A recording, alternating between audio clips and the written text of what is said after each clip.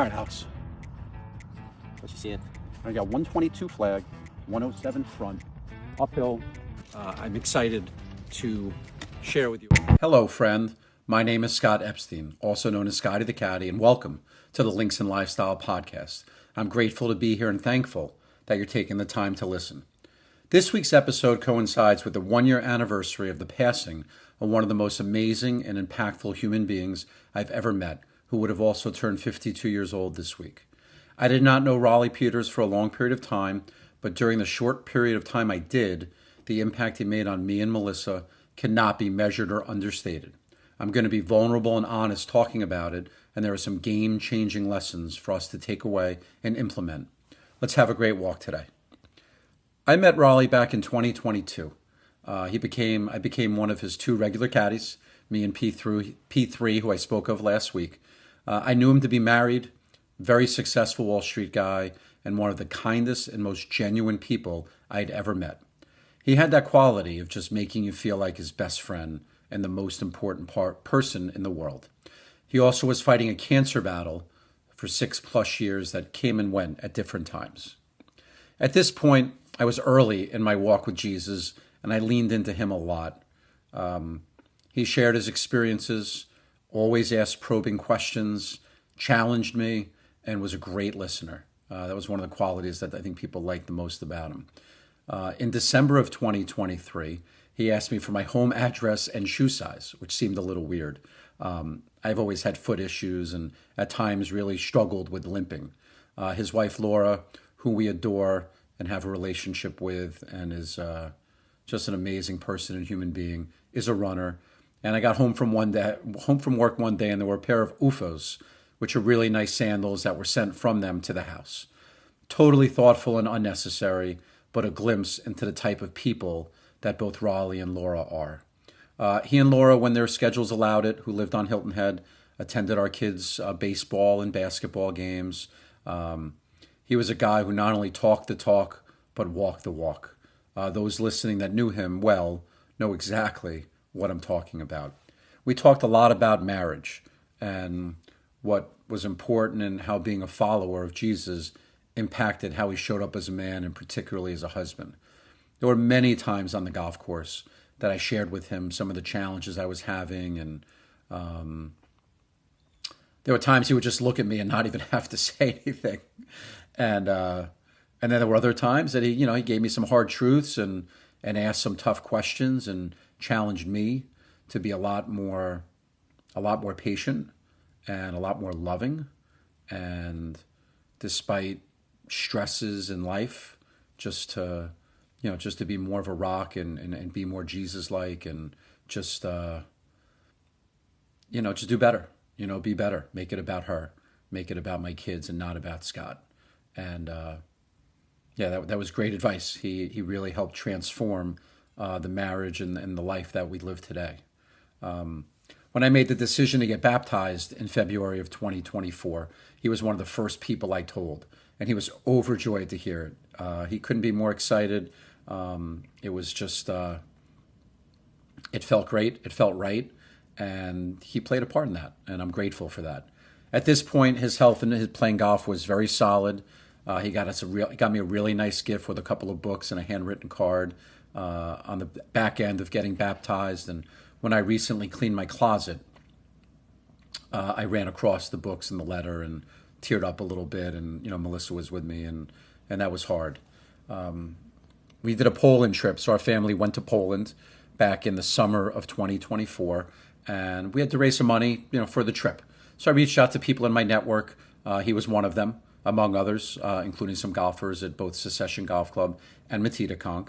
And a couple days after I'd made the ask of him, to get together with a couple of the guys, and I asked for a foursome and whatever they wanted to do, he texted to let me know that he and Laura had talked about it, prayed on it, and wanted to sponsor one of the kids to go.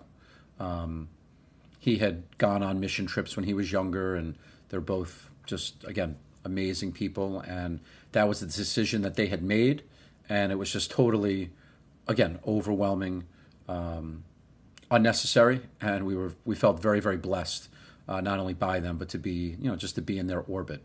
we had an event, with raffles and prizes in that spring as well. And, they walked the walk. They showed up. They got tickets, met people in our network, met people in our family. And it was just really cool to, to have him and to have them as friends, as new friends, which we'll get to.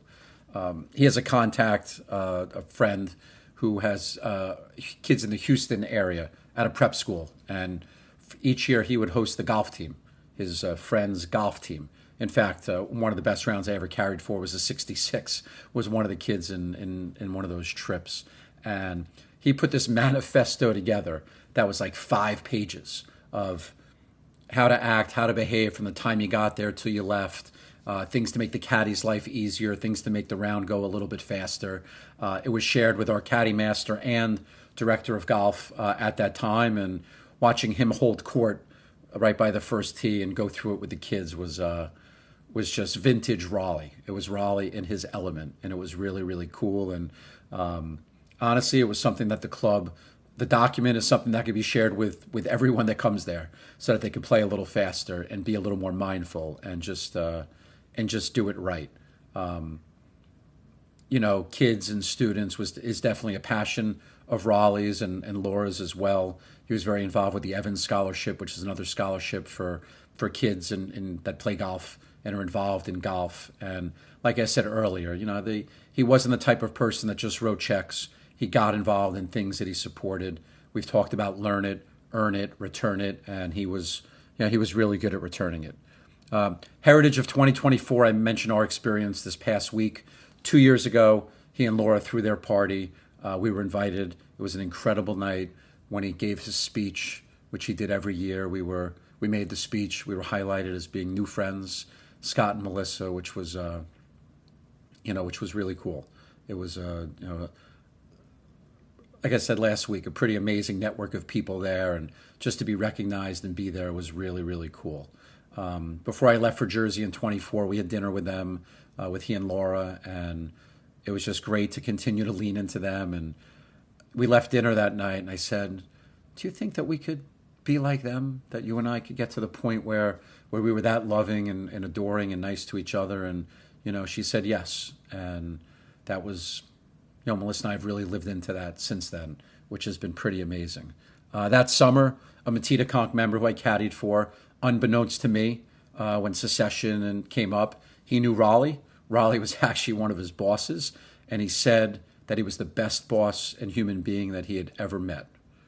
Imagine having someone say that about you. What would that be like? Was he that special? I know Raleigh wasn't perfect. Don't make it sound that he's necessarily perfect, but just to have someone say that was pretty cool. And I tried to get them to play golf. He didn't want to really ask Raleigh to come to secession. I was like, he'll happily host you. We can make it happen.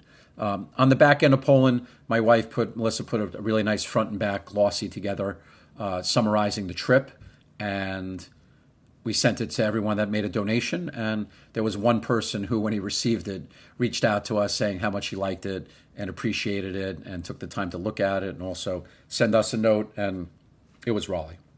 So that's, again, just the kind of person he was.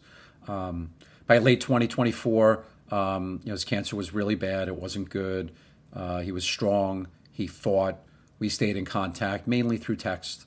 I talked a few weeks ago about the Caddy Master stuff in 2025. The Caddy Master job was going on. Leaning into him was definitely something I was missing. A lot of guys were hurrying for recommendation letters, and he didn't feel up to it. But when asked, one of his closest members and a buddy of both of ours now, when I said I wanted to get a letter from him, he said, I would love a letter from Raleigh. Who wouldn't want a letter from Raleigh? It would carry a lot of weight, which was really cool. This same member was one of the only ones that had direct access to seeing him and being with him as the spring was unfolding. And I would often see him when he was here on the island visiting to see him, and it was tough. It was tough on him and tough on all of us. And so during that process, I had left him a voicemail. It was one of the first times I really struggled sleeping. I'm generally a really good sleeper, Melissa will tell you. And when I went through our text chain to put this timeline together, I had left him a voicemail, and he wrote me back the following. I could hear the stress in your message, and you mentioned sleepless nights. To that, I'd like to offer you. Do not worry. Take your best shot and trust God to work this out. That does not mean He always gives us what we want, but He does give us what we need. Keep your focus on that. It will help alleviate the pressure. Just it rings true today for a lot of things and for a lot of us. March 1st, 2025, we spoke for the last time. He picked up, which I didn't expect when I called. We caught up, thanked him, and told him that I loved him. I kept him up to date on the job, and on April 8th, when I didn't get the job, I've talked about that night when the Gators won the title. I informed him via text I didn't get the job, and he texted me back so appropriately. Hopefully a growth and development opportunity to be a part of the process. That was our last communication. I texted him Happy Easter on April 20th, and he passed on 4/27. His funeral and celebration of life was one of the most amazing things I've ever experienced. The church on Hilton Head Island was packed. The head pastor said the church never had an event with that many people in attendance. A second celebration of life in Pennsylvania took place, which was equally packed with people. The life he lived and the impact he made was incredible. One of two people who delivered remarks is a secession member that I mentioned earlier. We were actually together last week for a couple days on his anniversary of passing, in fact, walked 36 holes together. And I think it was therapeutic for both of us to be out there and together at one of Raleigh's just favorite places. A couple notes from his remarks that I wanted to highlight and share. He talked about Raleigh being a deep man of faith, devotion to his wife, Laura, and the relationships that he built. Let's start with faith. You know, Wall Street, working on Wall Street is a ruthless business, and so many leaned into him, especially around his faith. And, you know, he spread Jesus' word and he was a light and just there for so many people, including someone like myself who he didn't know for a very long time to people that he knew for a really long period of time. He shared his strong faith and his lessons with so many people. His devotion to his wife, Laura. He always referred to Laura as my bride or my beautiful bride. And that's had the biggest impact on me was this category. He was always in service to her. Towards the end, he would tell people, you know, don't pray for me, pray for Laura. And, you know, we'll get to Laura in a second. And then lastly, the relationships he built. He was truly gifted at connecting people. I'm a relationship guy, and he was on another level. A few members who are amongst the most successful and nicest men I've ever met speak incredibly of Raleigh and what he was about and who he was. One in particular, who I did a small video on a few weeks ago on our channels, who was 15 plus years older than Raleigh, and yet said he was one of the people he leaned into the most when life issues came up in his life. Again, just what an amazing thing to be a resource to just that many people. 1 year later, Laura's well. She's brave and courageous. I am sure she has her tough moments, and she's pushing forward. The first tee of the Low Country launched a scholarship down here in his name. He did know that before he passed. They had their dinner last week, a few weeks ago, in which Laura spoke, and I heard it was just an amazing night. Laura and your friends had an amazing Heritage Kickoff Party, which was one of your favorite weeks and nights of the year. The weather that evening and that entire week was incredible, and all who attended had a blast. And Melissa and I have truly never been better. We're loving, kind, and patient with each other. We're more financially sound now than we've ever been in our marriage. And it truly would never have been possible without both you and Laura's example and guidance. Melissa and I cannot wait to talk about our marriage on a podcast very soon together. We're having a blast building our business. I'm enjoying the podcast, and we're just getting started. We're not where we want to be, but we're putting our heads down. We're competing. We're pushing. And your guidance and ear to listen and consult with is definitely a missing for me. I talk to and think of Raleigh often. When struggling with a decision or temptation, I often say, what would RP do? Another secession member who knew Raleigh was dealing with some major challenges, and he also used that tool. Let's close with our big finish. Win for the week challenge Bible verse. Win. Pushing this episode across the line. It wasn't easy. Writing it was emotional.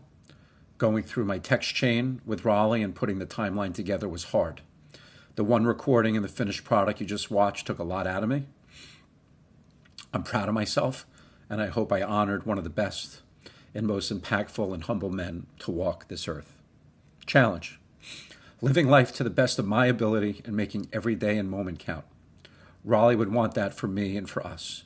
If you're a person who lived life like him, awesome. If you're not, what can you do today to be more like that? If someone in your life embodies his qualities, alive or deceased, let them know how impactful they are and how much you love them before it's too late. Bible verse. I chose to change it up a little this week. I chose a song, Watch Him Work. I've heard it in church a couple times over the last few weeks, and I'm not in the Bible as much as I'd like to be, but I listen to a lot of Christian music. And so I just wanted to sing from the chorus, watch him work all things together like he said he would, and watch him turn our trials and troubles into something good. There's never been a moment wasted. The waiting is the place where faith is. So watch him work. Watch him work. You're much better off hearing me say that than sing it. The part that always gets me when I hear that song is the trials and troubles. I think about, all the things I've gone through and what's coming. What's coming to share as far as career stuff, being barred from the securities industry, bankruptcy, marriage issues, sobriety. And my hope is that all those trials and troubles are going to lead to something good, and something good not only for me, but for others that are listening and part of this journey. God bless. Thank you. Thank you, Raleigh. And we'll see you next week.